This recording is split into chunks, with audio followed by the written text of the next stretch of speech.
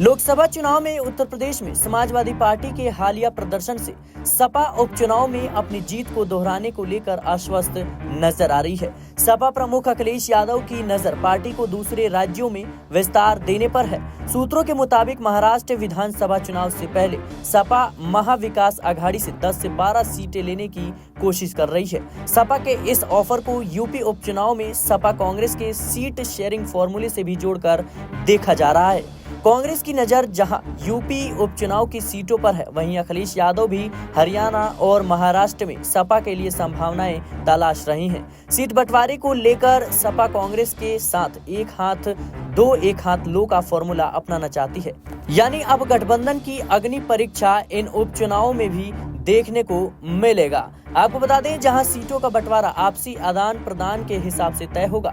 सूत्रों के मुताबिक सपा ने महाराष्ट्र विधानसभा चुनाव में मजबूत पकड़ वाली सीटों पर दावा ठोका है। सपा महाराष्ट्र में कांग्रेस से 10 से 12 सीटें मांग सकती है, वहीं पार्टी हरियाणा में 5 सीटों पर नजर गड़ाए हुए है।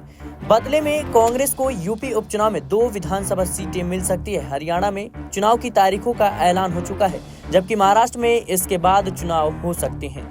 अब कयास लगाए जा रहे हैं कि इनके साथ ही यूपी की 10 विधानसभा सीटों पर भी चुनाव हो सकते हैं। सूत्रों के मुताबिक अगर कांग्रेस महाराष्ट्र और हरियाणा में सपा के सीट बंटवारे के फॉर्मूले पर राजी हो जाती है, तो सपा उपचुनाव में गाजियाबाद और मिर्जापुर की मझवा सीटें कांग्रेस को देने पर विचार कर सकती है। गौरतलब है कि यूपी में 10 विधानसभा सीटों पर उपचुनाव होने हैं, जिसमें से 9 विधायक सांसद बन गए हैं, जबकि 1 सीट सीसामऊ में सजा के बाद सपा विधायक इरफान सोलंकी की सदस्यता रद्द हो गई है।